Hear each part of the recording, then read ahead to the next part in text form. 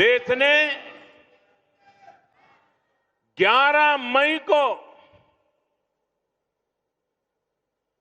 पहले 3 परमाणु परीक्षण किए। हमारे वैज्ञानिकों ने भारत के सामर्थ्य को,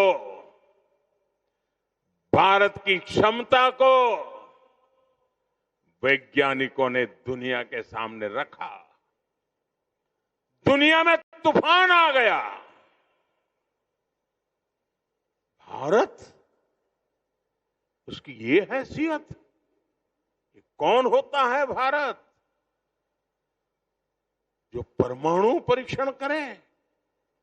और दुनिया की आंखें लाल हो गई। दुनिया भर की शक्तियां भारत को दबोचने के लिए मैदान में उतरी। अनेक प्रकार के बंधन लग गए। आर्थिक संकट की संभावनाओं के रास्ते सारे के सारे बंद कर दिए गए। कोई भी हिल जाता। जब दुनिया भर की बड़ी बड़ी शक्तियां इतना बड़ा आक्रमण कर दें तो आगे के रास्ते दिखते नहीं है। लेकिन हम कोई और मिट्टी के बने हुए हैं। 11 मई के बाद दुनिया हम पर टूट पड़ी थी। 11 मई को वैज्ञानिकों ने अपना काम कर लिया था, लेकिन 13 मई को फिर 2 और परमाणु परीक्षण हुए। उससे दुनिया को पता चला था कि भारत की राजनीतिक इच्छा शक्ति कितनी अटल है। उस समय पूरी दुनिया का दबाव भारत पर था, लेकिन अटल जी के नेतृत्व में बीजेपी सरकार ने दिखाया था कि हमारे लिए राष्ट्र प्रथम है। दुनिया की कोई ताकत भारत को झुका नहीं सकती, दबाव में नहीं ला सकती। साथियों, देश ने पोखरण परमाणु परीक्षण को ऑपरेशन शक्ति नाम दिया था, क्योंकि शिव के साथ शक्ति की आराधना ये हमारी परंपरा रही है। अर्धनारीश्वर शिव स्वयं भी शक्ति के साथ ही पूर्ण होते हैं।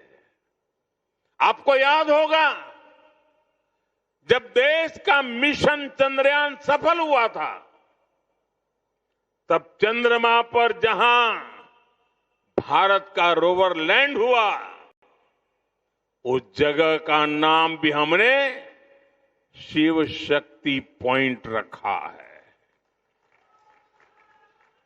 क्योंकि हमारी आस्था में चंद्रमा शिव से जुड़ा है और शिव शक्ति से जुड़े हैं। और ये कितना सुखद है कि चंद्रमा के नाम से ही इस ज्योतिर्लिंग को हम सोमनाथ कहते हैं। साथियों, शिव और शक्ति की हमारी आराधना का जो विचार है, वो देश की वैज्ञानिक प्रगति के लिए भी प्रेरणा बने। आज हम ये संकल्प साकार होते देख रहे हैं। मैं इस अवसर पर भगवान सोमनाथ के चरणों से सभी देशवासियों को ऑपरेशन शक्ति की वर्षगांठ की भी बधाई देता हूं। साथियों, जब मैं पिछली बार यहां आया था तब मैंने कहा था, जिसके नाम में ही सोम अर्थात अमृत जुड़ा हो उसे नष्ट कौन कर सकता है।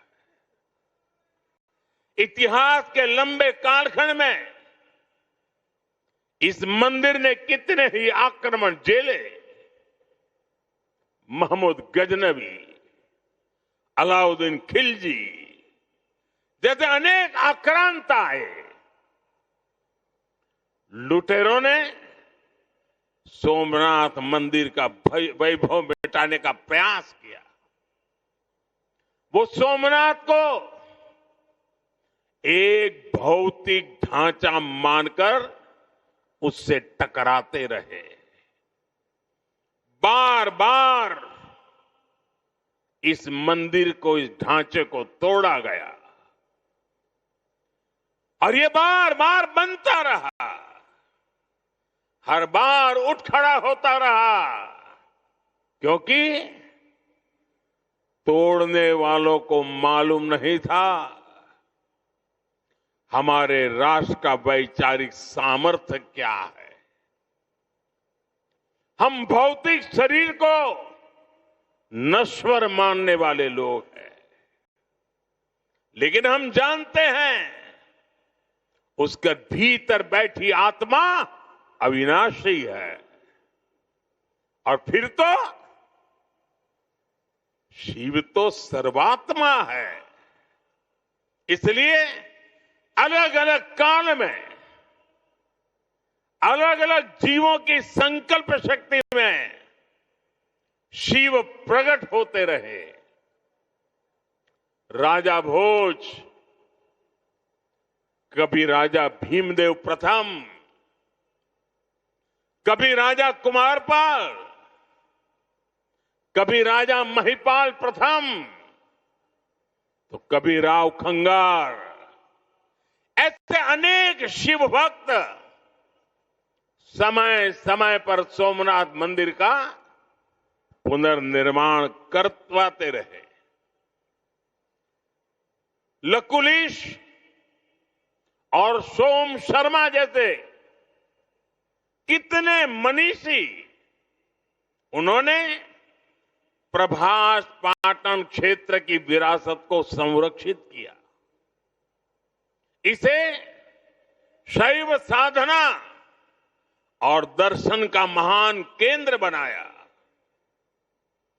भाव बृहस्पति, पाशुपताचार्यों और अनेक विद्वानों ने इस तीर्थ की आध्यात्मिक परंपराओं को जीवित रखा। विशाल देव और त्रिपुरांतक जैसे व्यक्तित्वों ने यहां की बौद्धिक चेतना को सुरक्षित रखने का पुनीत कार्य किया।